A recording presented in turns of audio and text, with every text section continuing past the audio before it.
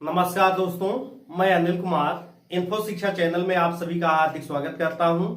दोस्तों, आज के अपने लेक्चर में हम डिस्कस करने जा रहे हैं संविधान के भाग 3 मौलिक अधिकार के अनुच्छेद 19 पे। अनुच्छेद 19 में क्या क्या प्रावधान दिया गया है, आज के लेक्चर में इसका एक छोटा सा हिस्सा हम अपने लेक्चर में डिस्कस करेंगे। दोस्तों, यदि आप अभी भी हमारे चैनल को सब्सक्राइब नहीं किए हैं तो सबसे पहले चैनल को सब्सक्राइब करके बेल के आइकन पे क्लिक कर दीजिए, जिससे जो भी वीडियो अपलोड करें उसका अपडेट आपको तुरंत मिलता रहे। तो यहां से हम देखेंगे कि अनुच्छेद 1 में कौन कौन से प्रावधान दिए गए हैं और किसको किसके साथ पढ़ेंगे तो आप बेहतर तरीके से पॉलिटी को समझ पाएंगे। क्योंकि दोस्तों, पॉलिटी को अच्छे तरीके से समझना है, ना कि सिर्फ फैक्ट याद करना है। जब आप इसके कॉन्सेप्ट को समझेंगे तभी आप आईएएस और पीसीएस में आए हुए प्रश्नों पे कॉन्सेप्ट बना सकते हैं और उनको हल कर सकते हैं। तो आइए देखा जाए, यहां से स्वतंत्रता का अधिकार, राइट टू फ्रीडम, कहां से कहां तक है? अनुच्छेद 19 से लेकर 22 तक।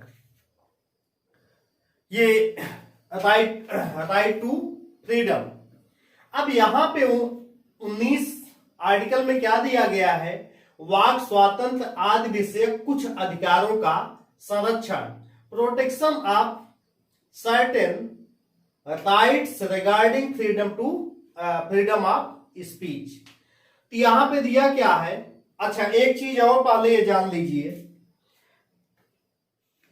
देखिए, मौलिक अधिकार जितने दिए गए हैं उन मौलिक अधिकारों में कुछ अधिकार ऐसे होते हैं जो केवल भारतीय नागरिकों के लिए है, वो विदेशी के लिए नहीं है। और वो 5 आर्टिकल हैं और पांचों को याद कर जाइए, क्योंकि वो विदेशी लोगों को जो है वो आर्टिकल नहीं मिला हुआ है या वो अधिकार नहीं मिले हुए। कौन कौन से? अनुच्छेद 15, 16, 19, 29 और 30। तो कहने का मतलब, ये जो 19 आर्टिकल हम पढ़ने जा रहे हैं, ये 19 आर्टिकल सिर्फ किसके लिए है? भारतीय नागरिकों के लिए है, न कि विदेशी नागरिकों के लिए। बाकी आप पाएंगे कि 19 के बाद 20 है, 20 विदेशियों के लिए भी है और इंडियंस के लिए भी है, लेकिन 19 केवल भारतीयों के लिए है। तो ये अपने दिमाग में बैठा लीजिए। अब यहां से देखते हैं कि 19(1) में सभी नागरिकों को, अब देखिए यहां पे अब इसका सब डिवीजन कर दिया गया है। 1 में का से लेकर 6 तक वाक स्वातंत्र और अभिव्यक्ति स्वतंत्रता का, शांतिपूर्वक और निरायुध सम्मेलन का, संगम या संघ, अब इसी में देखिए दिया गया है, या सहकारी समिति बनाने का।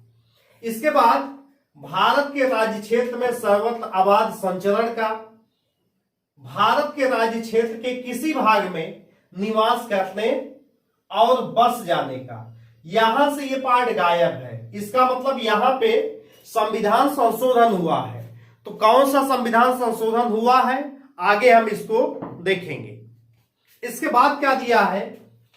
कोई वृत्ति, उपजीविका, व्यापार या कारोबार करने का अधिकार होगा। अब यहां से ये पॉइंट देखिए, अनुच्छेद 19 केवल भारतीय नागरिकों के लिए है, इसको हम डिस्कस कर चुके हैं। 19(1) में 6 मूल अधिकार हैं। आप टोटल पहले 7 थे, लेकिन प्रेजेंट टाइम में कितने हैं? 19(1) में 1, 2, 3, 4, 5, 6 ये गायब कर दिया गया। इसलिए 19(1) में कितने कुल पार्ट हैं? 6 पार्ट दिए गए हैं। इसके बाद क्या है? यहां पे अनुच्छेद 19 में 2 से 6 तक मूल अधिकारों पर आरोपित निर्बंधन है। इसका मतलब जो 2 से 6 तक दिया गया है, वो जो ये अधिकार 19(1) में दिए गए हैं, इन्हीं का क्या है? निर्बंधन है, रेस्ट्रिक्शन है। इसके बाद क्या है? 19(1) का अनुच्छेद 19(2) के साथ पठनीय होगा। यानी कि जब आप 19(1) पढ़ेंगे, ये 19(2) के साथ जब आप पूरा पढ़ेंगे तब ये कंप्लीट होगा। तो एक बार 19(1) में जो 6 है इनको हम देख लेते हैं। देखिए पहले क्या कह रहा है? वाक स्वातंत्र, इसका मतलब है बोलने की स्वतंत्रता, बोलने की आजादी, राइट टू स्पीक। तो राइट टू स्पीक या अभिव्यक्त, अभिव्यक्त करना कुछ भी हो सकता है। अभिव्यक्त आप बोल के भी कर सकते हैं और एक्सप्रेशन से भी आप अभिव्यक्त कर सकते हैं। इसका मतलब अभिव्यक्त करने का माध्यम बोलना भी हो सकता है और देखकर भी हो सकता है। तो यहां पे इसमें पहले कह रहा है कि वाक स्वतंत्र और अभिव्यक्त स्वतंत्रता का ये अधिकार, जब अभिव्यक्त की आजादी मिलेगी, बोलने की आजादी मिलेगी, तो उसके बाद क्या होगा? शांतिपूर्वक निरायुध सम्मेलन। ध्यान रखिए यहां दिया गया है निरायुध, यानी कि बिना अस्त्र शस्त्र के जब आप बोलेंगे तो उसके बाद कैसा सम्मेलन करेंगे? शांतिपूर्वक करेंगे, ना कि अस्त्र शस्त्र लेकर के। यहां से आइए, जब यहां से शांतिपूर्वक सम्मेलन करेंगे तो इसके बाद संगम या संघ या सहकारी समिति बनाने का अधिकार। इसके बाद जब आप संघ बना लेंगे या संगम बना लेंगे या सहकारी समिति बना लेंगे तो इसके बाद क्या कह रहा है? भारत के राज्य क्षेत्र में सर्वत्र किसी भी जगह क्या होगा? अबाध संचरण, बिना रुकावट के आपको घूमने का अधिकार होगा। इसके बाद क्या कह रहा है? भारत, जब आप घूमेंगे तो भारत के राज्य क्षेत्र के किसी भाग में निवास करने और बस जाने का। इसका मतलब जब आप बिना रोक टोक के कहीं घूमेंगे तो वहां पे आपको बसने का भी अधिकार होगा। इसके बाद क्या यहां से गायब है? इसके बाद जब आप बस जाएंगे तो कोई वृत्ति, उपजीविका, व्यापार, कारोबार करने का अधिकार होगा। ये 6 हैं, इनको इसी क्रम में आप इसको याद कर जाइए। अब हम देखेंगे कि आखिर यहां पे अब 19(1) के का पे पूरा डिस्कशन होगा। तो 19(1) के का में पहले दिया गया है वाक स्वातंत्र और अभिव्यक्ति स्वतंत्रता का अधिकार, यानी कि क्या क्या कौन कौन सा पार्ट इसमें आएगा 19(1) के का में, बोलने की आजादी में। कई बार यहां से क्वेश्चन बनता है, दे देता है और पूछ लेता है कि क्या ये 19 का के अंतर्गत है या किस अनुच्छेद के अंतर्गत ये आता है। अब जैसे यहां पे हमने 19(1) के का में क्या क्या आता है इस पे एक विवरण दिया हुआ है। जैसे क्या आता है? प्रेस की स्वतंत्रता। प्रेस यानी कि जो अखबार छपता है, ये प्रेस की स्वतंत्रता, बोलने की आजादी में, अभिव्यक्त की स्वतंत्रता में ये आता है। तो आप इसको कंठस्थ कर लीजिएगा कि अखबार या पेपर, प्रिंट मीडिया किसके अंतर्गत आता है? ये प्रेस की स्वतंत्रता के अंतर्गत आता है। इसके बाद और क्या आता है? राष्ट्रीय ध्वज फहराने का अधिकार, ये भी 19(1) के का में आएगा। अभिव्यक्त की आजादी। इसके बाद वाणिज्यिक भाषण की स्वतंत्रता, यानी कि यहां पे दे रखा है विज्ञापन। इसके बाद है जानने का अधिकार, मतदाता को सूचना का अधिकार, चुप रहने का अधिकार। चुप रहने का अधिकार राष्ट्रगान के मामले में उस समय क्या होगा? चुप रहने का अधिकार होता है। सूचनाओं और समाचारों को जानने का अधिकार, विदेश जाने का अधिकार, प्रदर्शन या धरना।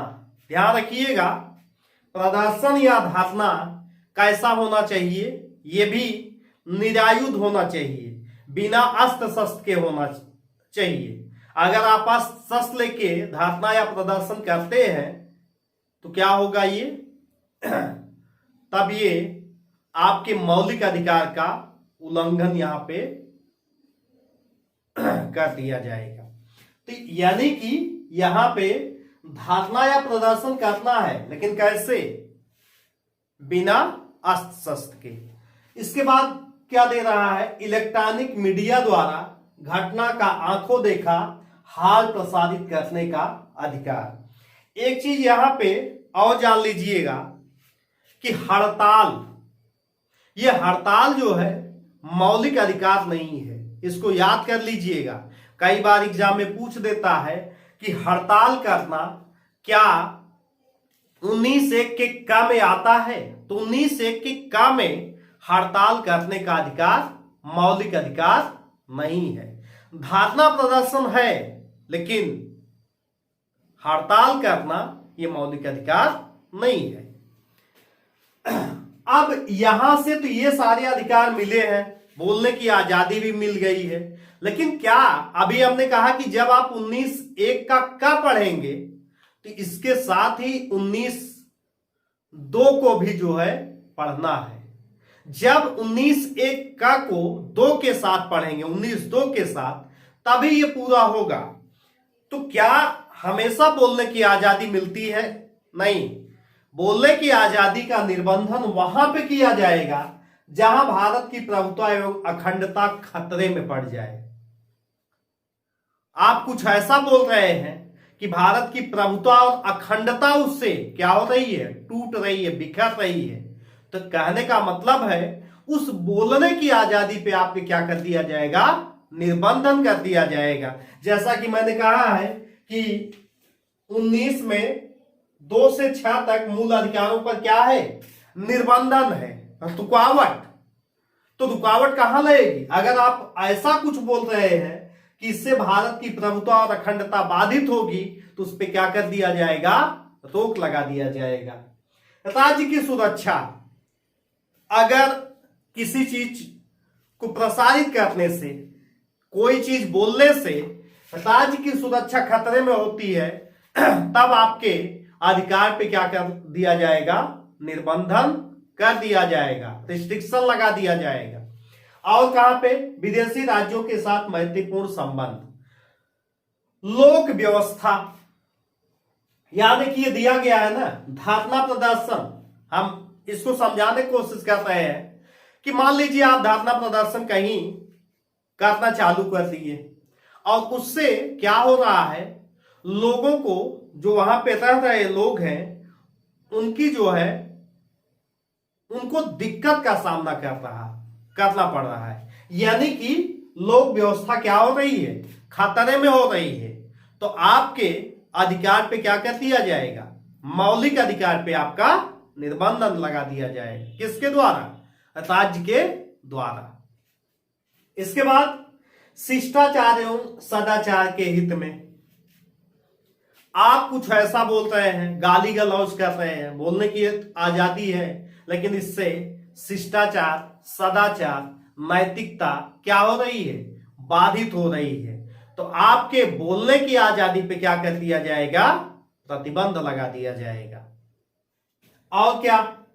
न्यायालय का अवमान, कोई डिसीजन आया और आप उस पर बोल रहे हो कि क्या है? न्यायालय का अवमान है। तो आपके ऊपर युक्त रुकावट लगा दी जाएगी। मानहानि, अपराध उद्दीपन के संबंध में आप कुछ ऐसा बोल रहे हैं कि उससे अपराध को बढ़ावा मिल रहा है, तब भी क्या कर दिया जाएगा?